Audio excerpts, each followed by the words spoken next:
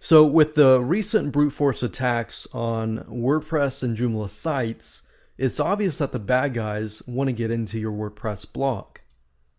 Now, let me get some facts straight. Did you know that the WordPress platform itself has never had a security breach? But how you set it up on your web host, the plugins and the themes that you add, and more is where the problems start. During our recent interview with Mike Little, co-developer of WordPress itself, he revealed how to protect your WordPress blogs. And we've taken his advice and tips and turned it into a full-fledged video course that shows you step-by-step how to secure your own WordPress blog.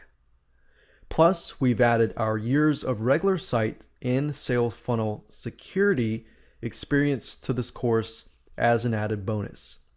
So regardless of your background, this course was created to help anyone with a WordPress blog secure it and secure the site as well.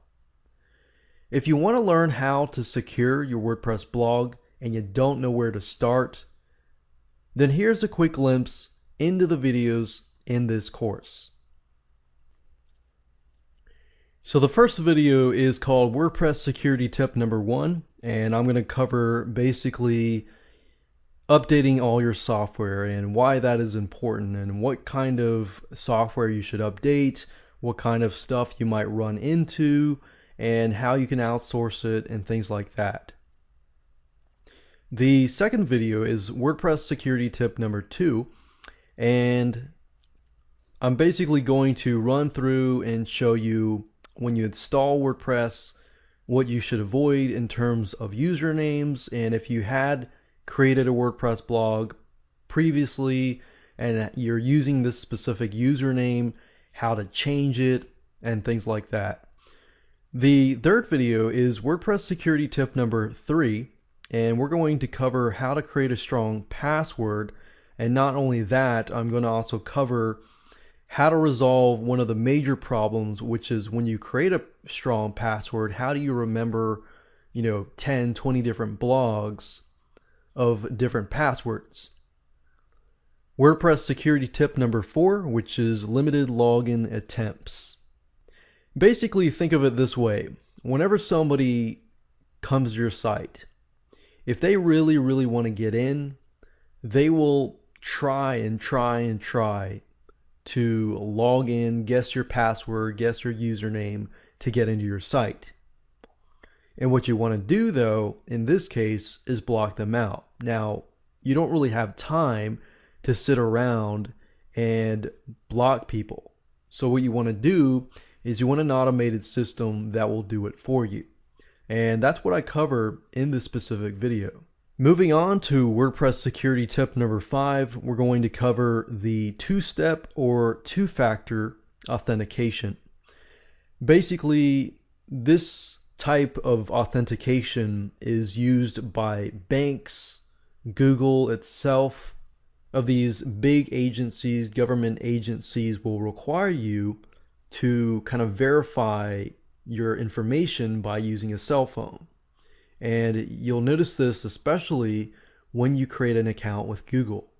Now, I'm going to show you how to do this as well in this specific video.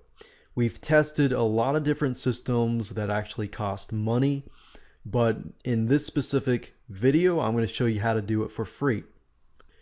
Now, if WordPress Security Tip Number 5 is not going to work for you, and you want something that is simpler, but you still want that two-layer of protection, then I'm going to show you a different security tip in this specific video, WordPress Security Tip Number 6, how to password protect your wp-login.php file.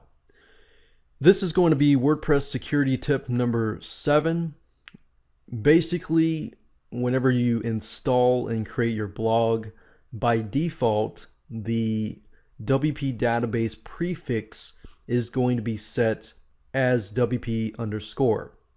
Now, most people don't realize that this database prefix is just as important as the password itself. So you want to make sure that it is not easily guessed. And next is WordPress security tip number 8. I'm going to show you how to hide your WordPress version number. The reason why you want to do this is simply because if somebody knows your WordPress version number, then they know what kind of vulnerabilities you will have. And just to give you a glimpse in this specific video, I actually show you how to view the source code and how you can see for yourself the WordPress version number. From that point, I show you how to hide the version number. And of course, we got WordPress security tip number 9, which is protecting your wp-config.php file. And then of course, we move on to the next main section, which is regular site security. And this is tip number 1, and I'm going to cover hot linking protection. And we got regular site security tip number 2, video protection. A lot of people ask, where should you host your videos? Should you do it on YouTube? Should you do it on Amazon S3? Or should you do it on Vimeo? And then of course we got regular site security tip number 3. I'm going to show you how to password protect your folders. Now, while this may be a simple video, we're going to cover other ground like how you can password protect your WordPress, other areas of WordPress. For example, I'll give you a tip right now. WordPress folders, the wp-admin folder, you might want to password protect that. And you can also password protect your /uploads folder, specifically where you're hosting confidential documents. Regular site security tip number 4, disallowing Google indexing secured information. Next, we have regular site security tip number 5. We're going to cover 2 different levels, basic PDF security and PDF stamping, which is basically the concept and method of preventing people from sharing your PDF files. And of course, we got regular site security tip number 6, which is DMCA protection from black hat forums, piracy, and things like that. And of course, next we got regular site security tip number 7, which is flash video player encryption. And of course, last but not least, we got regular site security tip number 8, which is image protection and watermarks.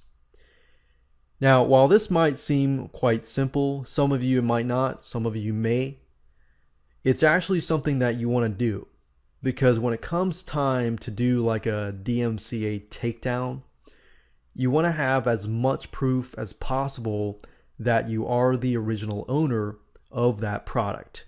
So we're going to take some steps to show you how to do that. And of course, after this video, there's going to be a video number 18, which is a final recap.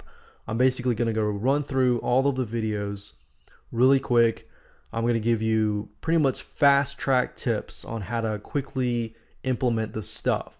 So in case you get stuck along the way, watch that video. I'm going to give you some tips that will give you an extra push so that you can implement this system, because we really want to see you implement this stuff and secure your WordPress blog.